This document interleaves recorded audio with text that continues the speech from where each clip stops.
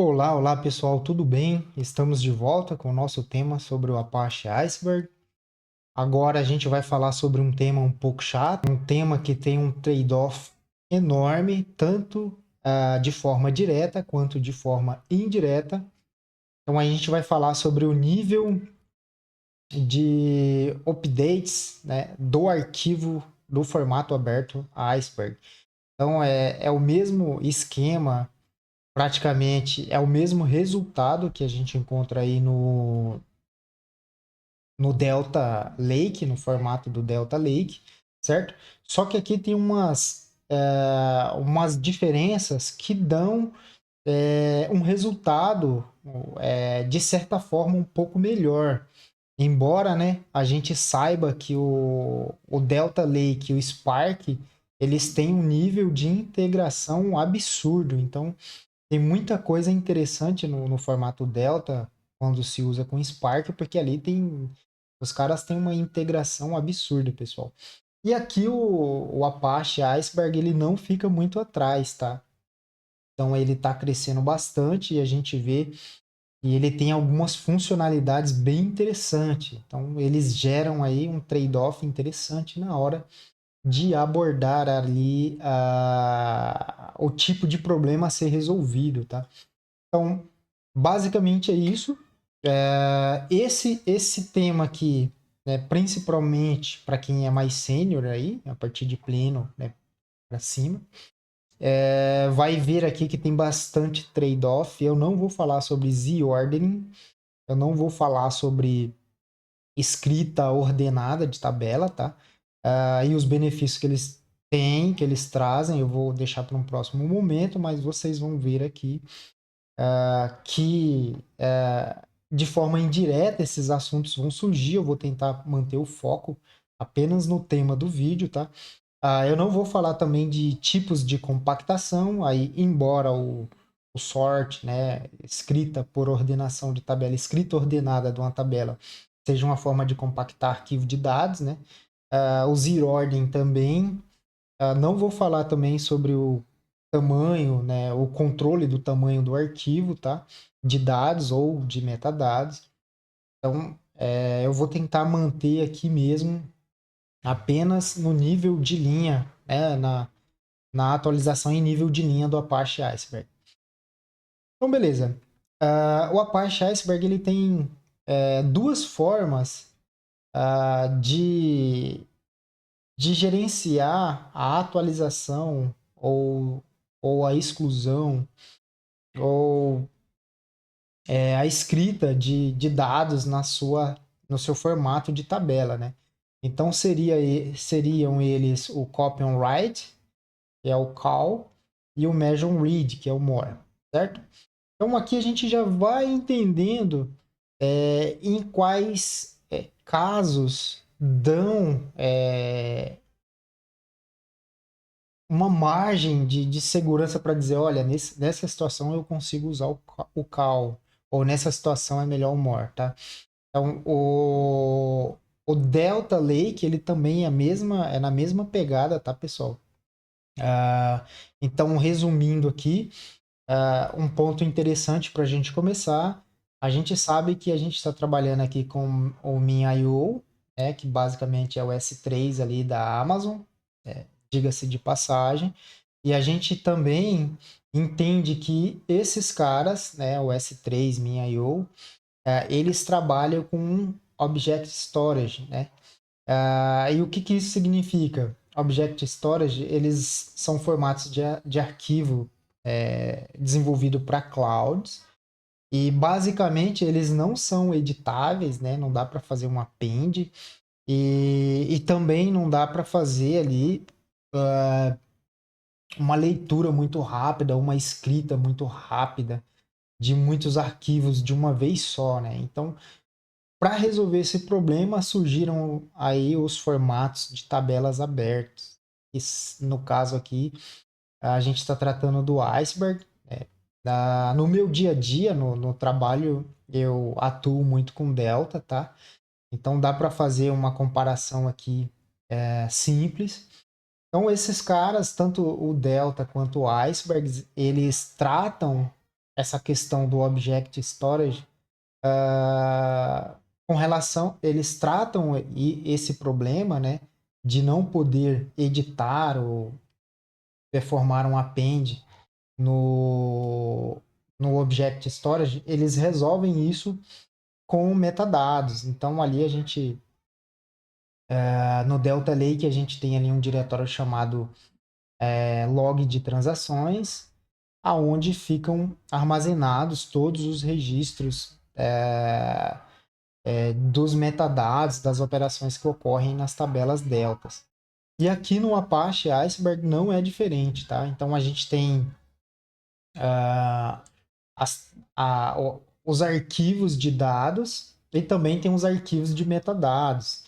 É que quanto mais a gente mexe ali, edita um desses formatos de tabela, esses metadados vão se acumulando, eles vão crescendo.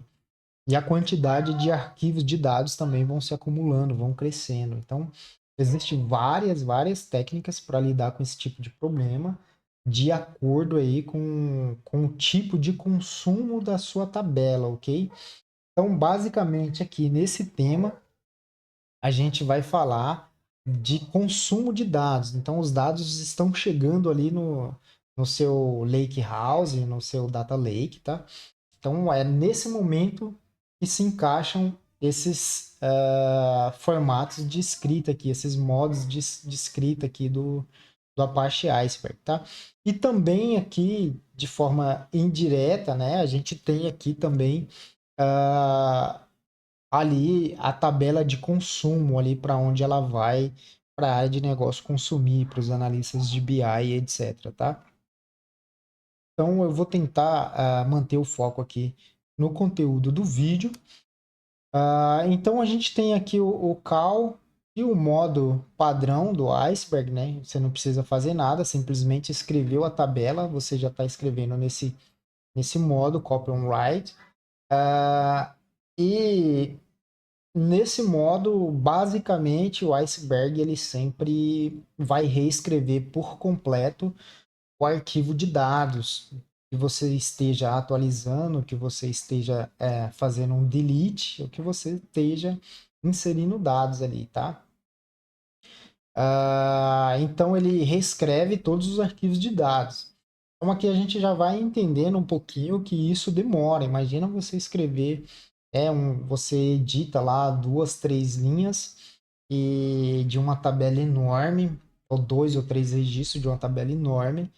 E esse modo copy on write, ele vai fazer essa edição, mas ele vai reescrever todos os arquivos de dados por onde estiverem informações dessas 3 linhas, vamos dizer assim, que você editou.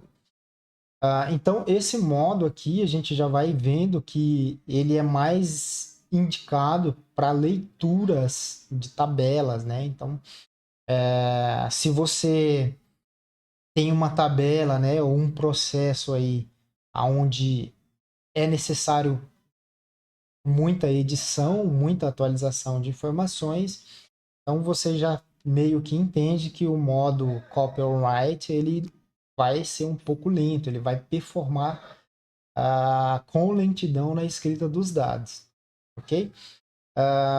Aqui no Measure Read já é um pouco diferente, né? As atualizações e as exclusões não resultam na reescrita dos dados, ok? Em vez disso, ele gera arquivos de metadados sinalizados como arquivo deletado, né?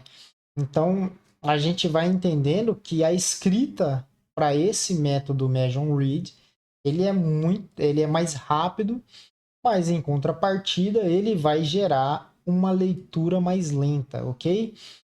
Porque ele vai ter ali muitos arquivos para fazer joins por baixo dos panos ali na hora da montagem, da reconstrução da sua tabela.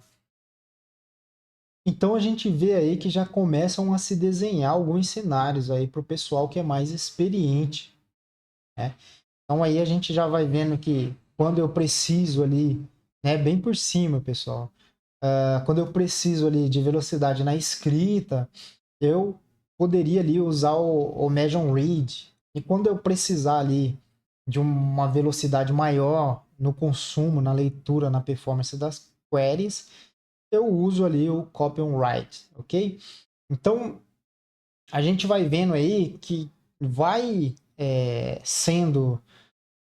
vai ficando claro essas opções na nossa mente, mas a gente vai entendendo, principalmente quem for mais experiente, vai entendendo que é preciso um cuidado bem maior com relação à compactação das tabelas, né, que usam Measure Read.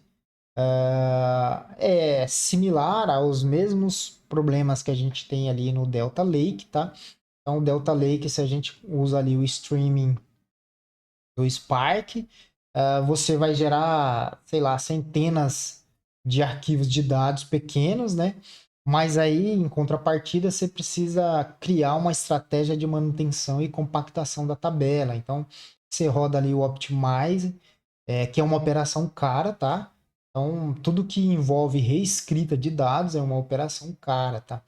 Então, por isso que tem, tem que se ter cuidado com indexações muito pesadas, né? E aí você vai vendo que vai gerando vários trade-offs. Então eu coloquei aqui um pouco mais detalhado para quem quiser se aprofundar, tá bom? Então a vantagem do call aí é leitura rápida, pois o leitor só precisa ler os dados é, sem mesclar-os com arquivos excluídos ou atualizados, ou seja, ele por baixo do pano ali, o leitor ele não vai gerar um join enorme ali, fazendo filtros e filtros para identificar dados excluídos, ok? Ah, mas a desvantagem, né, a gravação lenta, pois ele exige a reescrita total dos arquivos de dados, ok? Então eu deixei aqui o cenário bacaninha. Pode parecer um pouco redundante, tá, pessoal? Mas é didática, tá? Aqui na questão do More, as atualizações não resultam em reescrita imediata de arquivos de dados, né? É importante reescrita imediata, porque aqui a gente, né, que é um pouquinho mais experiente, a gente já entende que tem que fazer uma manutenção, ter um plano de compactação e indexação dessa tabela, ok? Porque ela vai aumentar drasticamente a quantidade de arquivos de metadados, arquivos de exclusão, tá?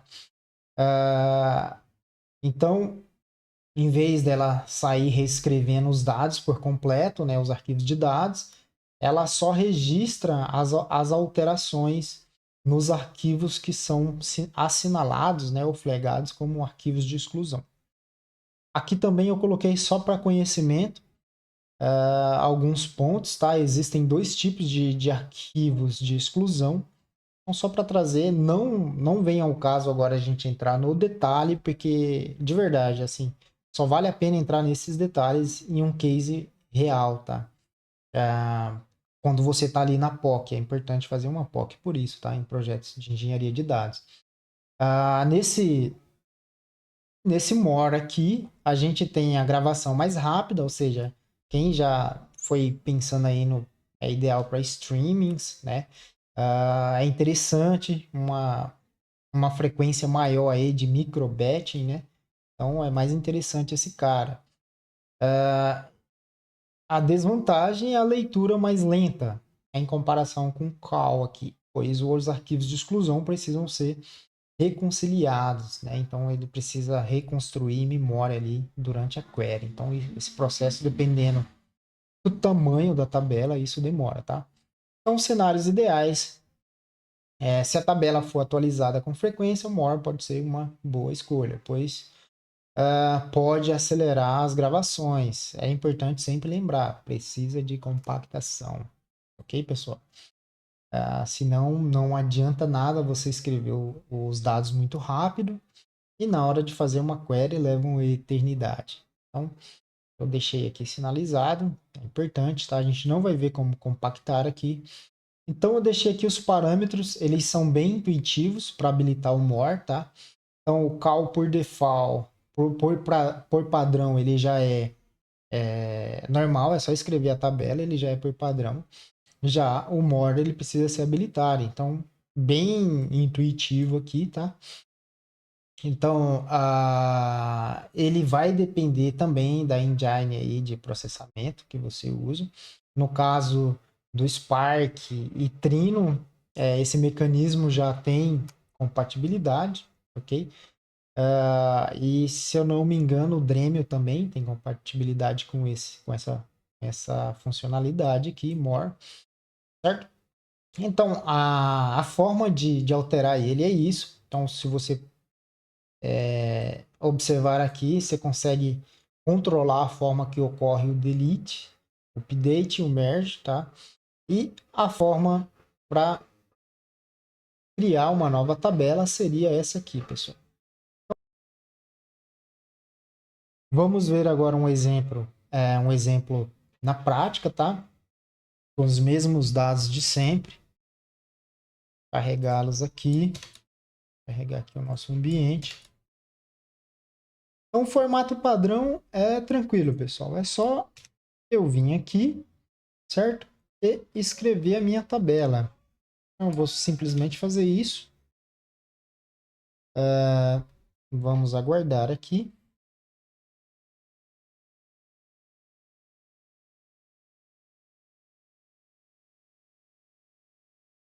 Belezinha. Atualizar aqui. Pronto, ela já apareceu, a tabela vendas, tá? Não vamos usar isso aqui. Aqui eu fiz uma traquinagem, tá, pessoal?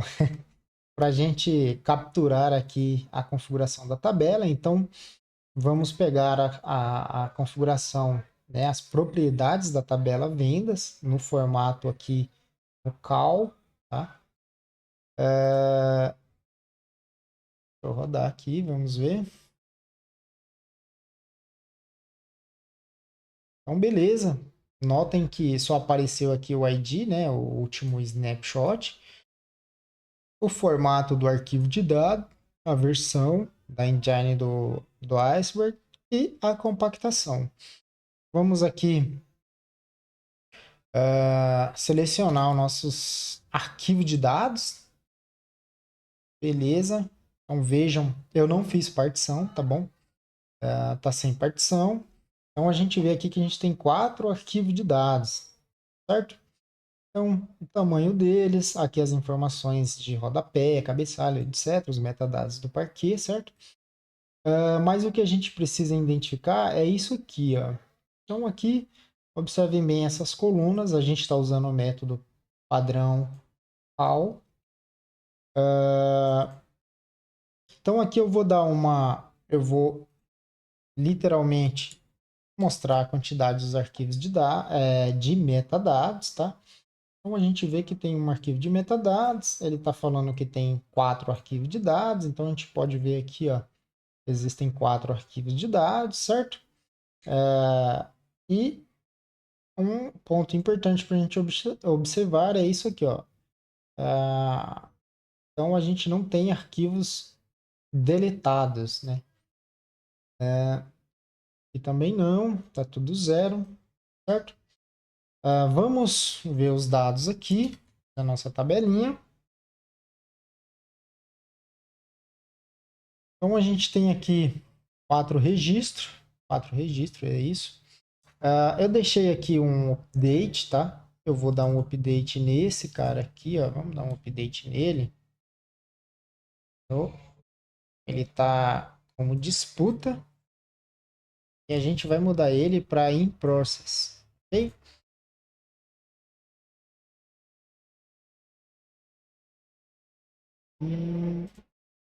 O nome da tabela.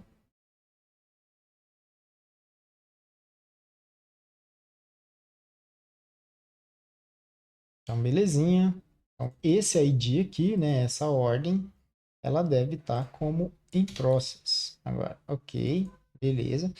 Vamos atualizar agora o nosso arquivo os nossos arquivos de dados, ok? A nossa query.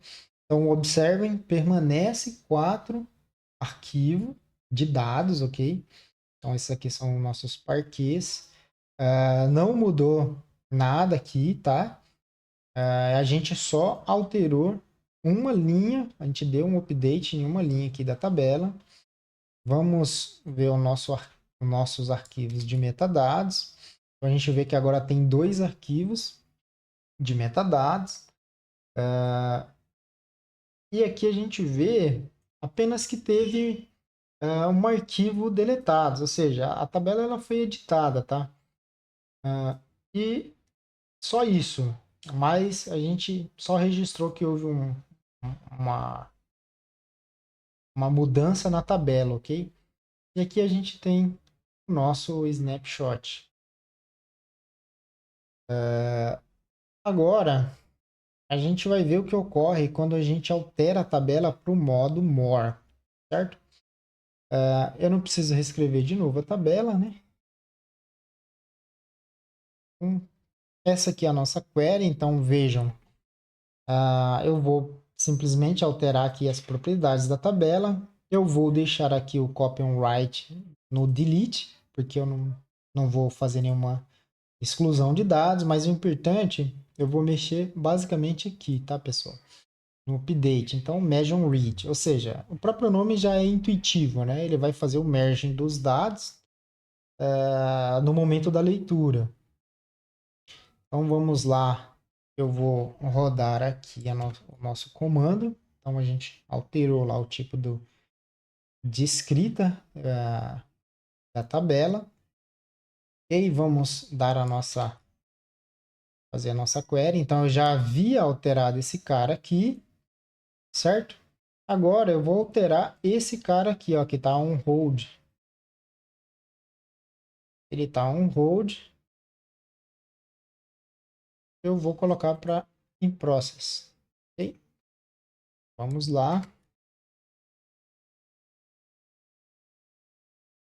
Belezinha, pessoal. Eu vou dar uma query de novo aqui, dar uma atualizada nos dados. Então, a gente vê que o 10.201 agora está em process. Ok? Vamos ver as configurações da tabela. Então, opa! Tivemos uma alteração aqui. Então, a gente tem aqui o nosso último snapshot da tabela. É normal, o tipo de arquivo, a versão, e aqui a gente já vê, ó, o que a gente escreveu aqui, ó, então, como é o comportamento no delete, né, quando a gente for excluir dados, então ele vai copiar o arquivo,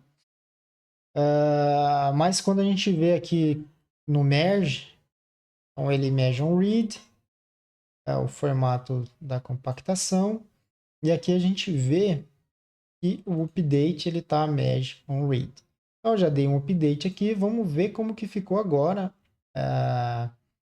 os arquivos de dados, né, dessa tabela.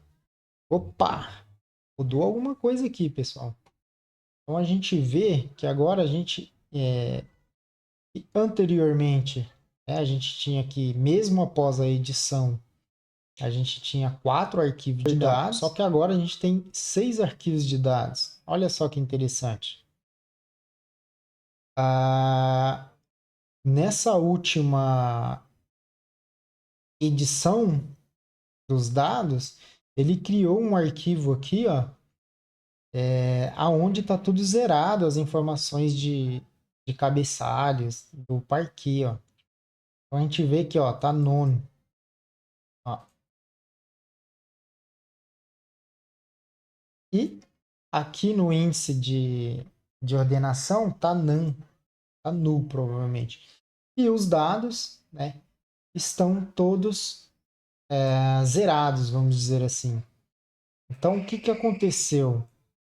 Ele criou ali um arquivo de deletados, né? Se a gente for aqui, eu vou mexer mais uma vez. Vamos fazer assim? Eu vou escrever a tabela de novo para ficar um pouco mais claro. Vamos deletar a tabela, tá? Vou deletar a tabela.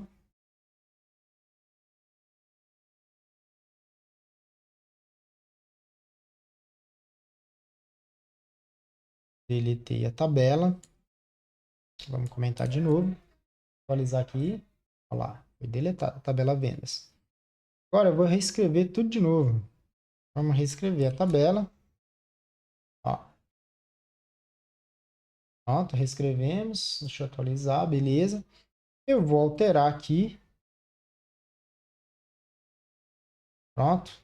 Vamos dar o nosso select aqui para ela voltar.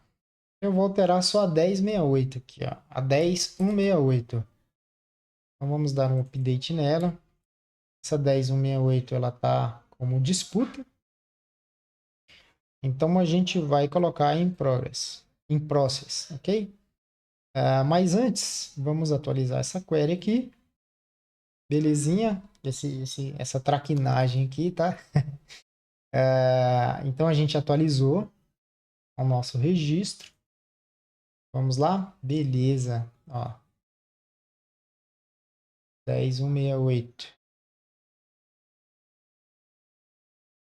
10168 foi ela que eu atualizei? Foi 10168. Foi aqui.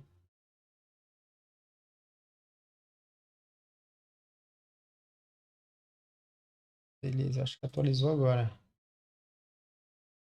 Pronto, atualizou agora. Beleza. Agora vamos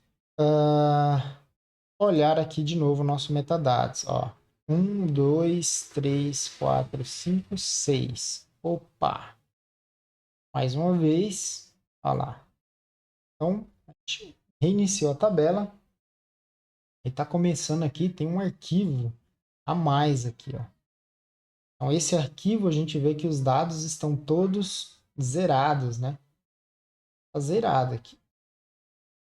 E ele tem, deixa eu ver o que mais, é isso, está zerado. A gente vai ver o arquivo de metadados. Então aí a gente vê os arquivos de metadados, lembrando que a gente reescreveu a tabela de novo, tá? Para não confundir. Então, a gente vê aqui que tem 4 arquivos, né? De dados. E ele está falando que tem um arquivo deletado, ó. Um arquivo de dados deletado. Então a gente vê que é esse cara aqui que está zerado. O único arquivo que está com dados zerado é isso, certo? Então basicamente é isso, pessoal. Os dois modos de escrita ou melhor, de atualização a nível de linha do Apache Iceberg. Então a gente vê que cada modo de escrita tem lá a sua forma de funcionar, tem os seus benefícios e também tem os seus contras, né? Que precisam ser aí muito bem alinhados com a estratégia que vocês ou nós, né, profissionais de dados, vamos usar para solucionar os problemas de dados, ok? Então, basicamente é isso, pessoal. A ideia era ser bastante rápido aqui, tá? No próximo vídeo, no próximo conteúdo sobre Iceberg, vamos mostrar aí aqueles temas sobre ordenação em Z, né, escrita ordenada de tabela, compactação. Vamos aprender a fazer uma manutenção básica, tá? E ficamos por aqui, pessoal. Obrigado pela atenção de vocês.